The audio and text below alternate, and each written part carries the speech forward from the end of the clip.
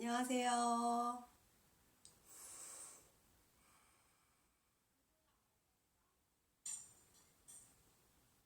안녕하세요. 네. 네, 스폰서님 안녕하세요. 네, 김경님 리더님 안녕하세요. 우리 미희 리더님도 안녕하세요. 네네, 이명희 리더님 안녕하세요. 네, 좋은 아침입니다. 한 주 동안 또 잘 지내셨나요? 네, 장마도 오고, 그 다음에 또 장마가 또 주춤하니까 무더위도 오고 하는데, 그래도 A 요거를 향한 리더님들의 열정들이 네, 있을 거라고 생각을 합니다. 네, 이명희 리더님, 김미선 리더님, 윤정희 리더님, 오은희 리더님 반갑습니다. 네, 저는요, 공주에서 사업을 하고 있고요. 저는 어린이집에서 네, 임용원장으로 일을 하고 있습니다. 음, 저는 이제 이 사업을 가입한 지는 꽤 오래 지났고요. 스폰서님 만 지도 굉장히 오래가 되었는데, 이번 코로나도 오고, 다시금 뭐 변수 같은 것들이 앞으로 이렇게 막 다가오는 것을 느끼면서, 아, 내가 조금 더 부업으로도 이렇게 해봐야겠다라는 생각이 들어서, 아, 아이들, 네, 뭐 다 대부분 비슷비슷하지만, 아이들 학원비 한 50만 원 정도 벌어보자라는 생각으로 네, 다시금 일과 같이 병행해서 네, 하고 있습니다. 그래서 사실 남편도 네, 자유인도 만들어주고 싶고 아이들도 이제 하고 싶은 것들을 마음껏 펼칠 수 있게끔 제가 이제 도와주고 싶다는 생각이 들어서 뭐 어린이집 일도 사실 굉장히 많고 어려움도 있지만 그래서 오히려 더 같이 이 두 가지 사업을 해야겠다라고 이렇게 생각을 해서 네 하게 되었습니다. 네 조금 더 한 20번 들어오시면 시작할 건데요. 네 그러는 동안에 화면 공유하도록 하겠습니다.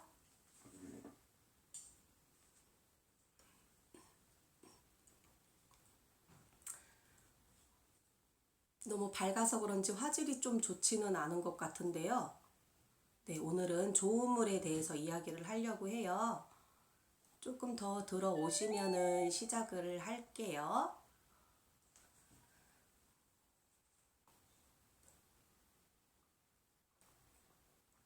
네, 많은 분들이 이 아침 시간에 또 이렇게 들어와 주셔서 너무 감사드리고 또 11시에 또 어치브 미팅도 있어서 오늘 하루 더 신나게 네, 지낼 수 있을 것 같습니다.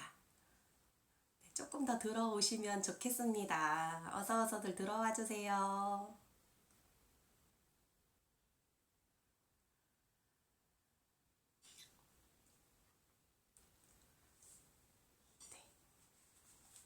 더, 네.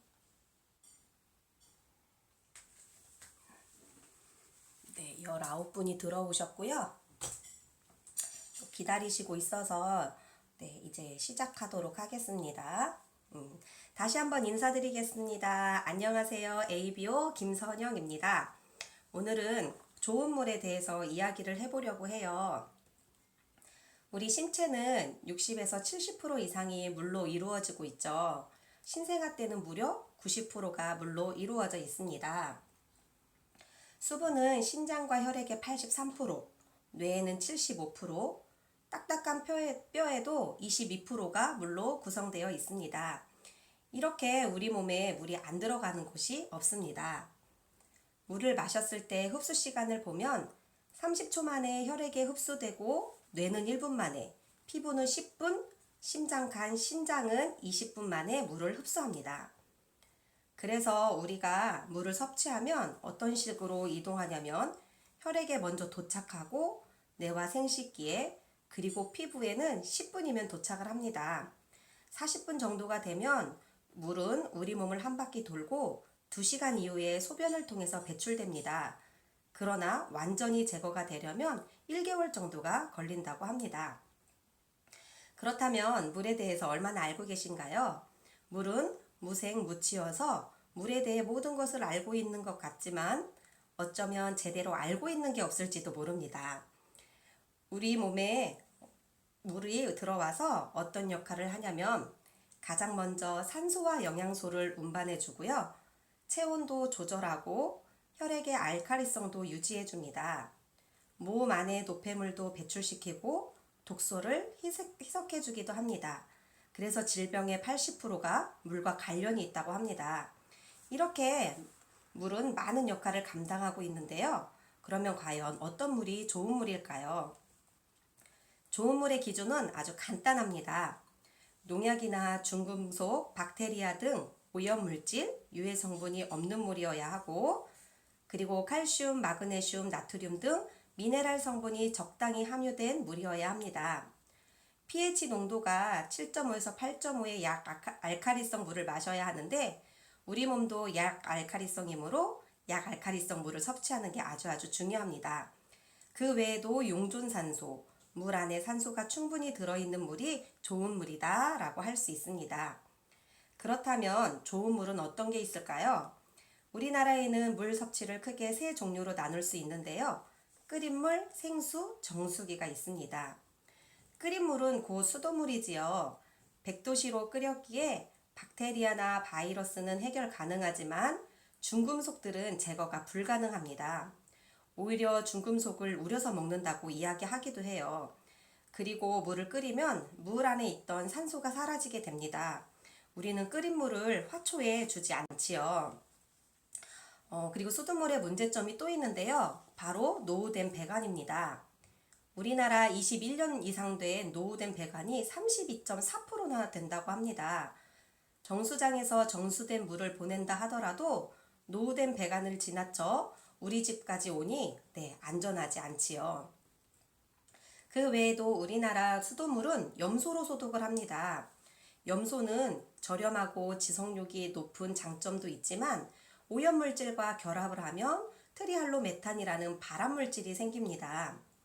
또한 잔류염소는 아토피, 습진, 탈모, 각종 질병의 원인이라고 물속에 든 염소가 범인이라는 책에 잘 기록되어져 있습니다. 왜 물고기물 갈아줄 때 수돗물로 바로 갈아주는 경우가 없지요. 물을 떠놓고 3시간 이후나 다음날 갈아주게 됩니다. 그것이 바로 잔류염소 때문입니다. 잔류염소는 시간이 지나면 공기 중으로 날아가게 됩니다. 그런데 한번 생각해 보세요. 우리가 양치할 때나 샤워할 때 물을 놔두었다가 사용하지 못하잖아요. 바로 물을 사용하는데 우리 피부로 직접적으로 들어온다고 할 수 있습니다. 그리고 야채나 과일을 씻을 때도 야채 과일의 염소 성분을 흡수합니다. 앞에서도 이야기했듯이 야채 과일에 만약에 오염물질이 있다면 그 오염물질과 결합하여 트리할로메탄이라는 발암물질을 생긴다는 것을 잘 알고 계시면 좋을 것 같습니다. 그리고 대구 수돗물 사태 기억하시지요? 과부라 화합물로 하수 처리장에서도 정수기에서도 걸러주지 못해서 생수 사재기까지 있었던 사건이었습니다. 과부라 화합물이란 방수 코팅하는 물질인데요. 우리가 쉽게 접하는 코팅 프라이팬에 사용되어집니다. 그 외에도 19년에는 인천에서 붉은 수돗물 사건이 있었고요. 20년에는 유총 수돗물로 시끄러웠지요. 다들 기억하실 거예요. 그래서 많은 사람들이 끓인 물 대신에 생수를 사 먹기 시작하면서 대구, 인천 생수 대란이 벌어지기도 했습니다. 자, 그러면 생수는 괜찮을까요? 일단 생수는요, 대부분 미네랄이 들어있지만 일회용이기 때문에 세균 증식이 아주 쉽습니다. 그리고 우리나라 수원지가 67곳에 비해서요, 생수 브랜드는 무려 300여 개가 있습니다. 같은 생수 공장이면서 다른 생수가 생산되고 가격도 천차만별이라고 합니다. 그런데 그것보다 더 심각한 것은요, 유통 중 생수병에서 발생합니다. 생수의 보관은 서늘한 곳에 보관되어야 하지만 가까운 지역 마트만 가보더라도 마트 밖에 생수가 쌓여 있는 것을 쉽게 볼 수 있습니다. 당연히 햇빛에 노출이 되어 있고 TV 채널 땡땡땡 고발에서는 생수를 햇볕에 48시간 놓고 검사를 했더니 포름알데히드와 같은 발암물질이 검출되기도 했습니다. 또한 생수병에서 미세 플라스틱이 검출되고 있는데요. 전 세계 생수의 93%에서 미세 플라스틱이 검출되었다고 합니다. 그리고 남은 물에 세균이 득실득실한 정보도 쉽게 접할 수 있는데요. 생수를 땄을 때 한 마리였던 세균은 무려 하루에 42,000마리까지 증식되는 걸 보면 생수는 땀과 동시에 모두 마셔야 될 것 같습니다. 지금까지 끓인 물과 수돗물, 생수에 대해서 알아보았고요. 지금부터는 정수기에 대해서 알아보려고 하는데요. 정수기의 정수 방식은 여러 가지가 있지만 저는 두 가지만 알아보려고 해요. 역삼투압 방식과 압축 활성탄 방식이 있습니다. 우리나라 정수기의 80%가 역삼투압 방식의 정수기인데요. 역삼투압 정수 방식을 살펴보면 물에 고농도물과 저농도의 물이 있을 때 자연스럽게 고농도 쪽으로 물이 쏠리게 됩니다. 이걸 삼투압이라고 하고, 반대로 고농도 물을 강하게 압력을 가해 저농도 물 쪽으로 보내는 것을 역삼투압이라고 합니다. 그런데 고농도의 물을 보낼 때 그 고농도의 물을 아주 미세한 필터를 통과시켜서 저농도로 보내다 보니요, 많은 것이 걸러져요. 그래서 역삼투압 방식의 장점은요, 중금속이나 질소 등 유해물질을 완벽하게 차단할 수 있다는 것입니다.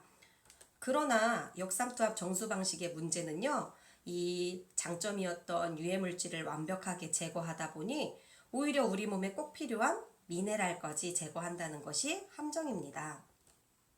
또한 미네랄이 없어진 물은요, 상성수가 되어서 우리 몸에 들어와서 산성체질로 바꾸게 되지요. 1980년대에 역삼투압 방식의 정수기가 공급된 이후부터 국내 암 발병률이 급상승했습니다. 산성도를 비교한 표를 보시면은요, 요즘 비 내리면 맞는 사람 있나요? 산성비라고 절대 안 맞으려고 하잖아요. 그런데 산성비가 pH가 5.6인데 그것보다 더 낮은 것이 역삼투압 방식의 정수기 불입니다. pH 5.5지요. 산성비는 맞아도 해롭다고 하면서 아이러니하게 산성수를 마시고 있는 나라가 우리나라예요. 옆에도 보면 나라별 먹는 물 수질 기준을 보시면 다른 때는 pH 다 6점대인데 우리나라만 pH 5점대로 산성수를 이렇게 허용하고 있다는 것을 쉽게 찾아볼 수가 있습니다. 앞에서 물이 혈액에 흡수하여 약 알칼리성을 유지해 준다고 했잖아요. 건강한 혈액, 즉 건강한 물일 때 약 알칼리성을 유지해주고, 근데 그 반면에 산성수는 오히려 혈액에 있던 미네랄을 뺏어가고 우리 몸을 산화시킵니다. 또한 역삼투압 정수기는요, 강한 압력으로 인해서 버려지는 물이 60% 이상이 되고, 연간 그 버려지는 물을 계산해 봤더니 한 40만 원 정도가 낭비가 된다고 합니다. 요즘처럼 더운 여름철은요, 얼음은 시원함을 더해주는데요. 이 얼음 정수기가 처음 나왔을 때 저는 사실 보고 편리하겠다 라고 생각을 했지만, 얼음 정수기에서 니켈이라는 중금속이 나온 것도 알고 계셨나요? 그리고 저수조에 오염물질, 벌레들이 나오는 문제점들은 계속 야기되고 있습니다. 앞에서 나왔던 모든 문제들을 한 번에 해결할 정수기가 있으니 바로 세계 판매 1위, 처음부터 끝까지 좋은 물을 만들어내는 이스프링을 소개시켜 드리겠습니다. 이 정수기 한 대에 120개 이상의 특허를 등록 및 출원하였고요. NSF 인증까지 받은 정수기입니다. 이스프링의 9가지의 어마어마한 특징들이 있는데요. 하나하나씩 살펴보도록 하겠습니다. 먼저 NSF에 대해서 알아보시면은요, NSF는 시험 인증기관이에요. 그래서 WHO가 보건 및 안전관리의 기준을 만든다면 이 NSF는 그것을 검증시켜준다고 보시면 됩니다. 이스프링 정수기는요, NSF의 4가지 인증을 받았는데, 원래는 총 6가지였는데 이 477하고 473번이 53번으로 함축되면서요, 4가지로 되었습니다. NSF 42는 맛이나 냄새 등 심미적 요인을 제거해 주는데 가장 기본이 되는 인증입니다. 그리고 NSF 401은 의약 물질 등 신종 오염물을 제거해 준다고 보시면 됩니다. 저도 예전에 공부하기 전엔 별 의식 없이 아이들이 먹다 남은 항생제 같은 것들을 하수구에 버리곤 했거든요. 이런 오염물질들이 시간이 지나서 다시 인간에게 돌아왔습니다. 요즘 물에 항생제나 의약물질들이 많이 들어있다는 소식은 많이 들어서 다들 알고 계실 거예요. 이 NSF 401은 의약품 등 신종 오염물질 15종을 감소하거나 제거시킬 수 있을 때 받는 인증으로 이스프링 정수기가 인증을 받았고요. NSF 53번은요, 각종 유기화합물을 제거해 줄 때 받는 인증인데요. 사진 속에 저 녹색깔 물 보이시나요? 네네, 바로 녹조예요. 앞에서 수돗물 이야기할 때 노후된 수도관 이야기를 했잖아요. 이 노후된 배관의 녹기랑 이 녹조가 만나면 마이크로 시스틴이라는 1급 발암 물질이 발생한다고 하는데 이것을 걸러주는 게 바로 NSFP 477번 입니다. 그리고 가브라함물 플라스틱 코팅제나 방수 코팅제에 사용되어지는데 하수 처리장에서 걸러주지 못하기 때문에 정수기에서 걸러주면 굉장히 좋을 텐데요. 이 과브라함물을 우리 이스프링이 걸러줍니다. 이 과브라함물을 걸러준다는 인증이요, 2018년도에 받았어요. 그런데 정수기 필터가 업그레이드 되면서 인증받은 건 아니고요. 그 이전부터 계속 과브라함물을 걸러주고 있었다는 게 참 대단한 정수기구나 라고 생각이 됩니다. 정말 좋은 정수기라면요, 문제가 생겼을 때 해결하는 것이 아니라 애초에 좋은 물을 공급해 주는 게 아닌가 싶습니다. 이스프링 정수기는요, 압축 활성탄 카본 필터를 사용하는데요. 코코넛 껍질로 만들었고, 압축 활성탄 필터는 140가지의 유해 물질을 제거해주고, 미네랄은 유지시켜줍니다. 정수기의 핵심은요, 미세한 것을 걸러주는 것이 아니라 적당히 올바르게 걸러주는 게 아주 중요합니다. 그리고 환경까지 생각한 물인데요. 이 필터 한 개가 2리터 생수병 2,500개의 양을 걸러줄 수 있습니다. 요즘 미세 플라스틱이 많이 문제가 되고 있는데 환경까지 생각한 정수기입니다.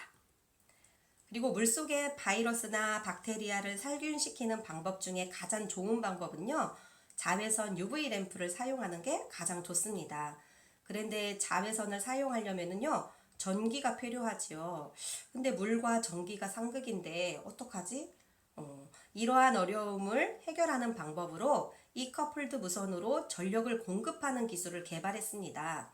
요즘 핸드폰 충전 무선으로 많이 하잖아요. 이런 기술력이 요즘이 아닌 예전부터 아미에서는 무선 전력 공급 기술을 사용했다는 것입니다. 이 UV 램프가 바이러스나 박테리아를 99.9% 살균시켜 줍니다. 그러니까 압축 활성 카본 필터에서 걸러주지 못한 바이러스나 박테리아를 이 UV 램프가 살균시켜 주는 것입니다.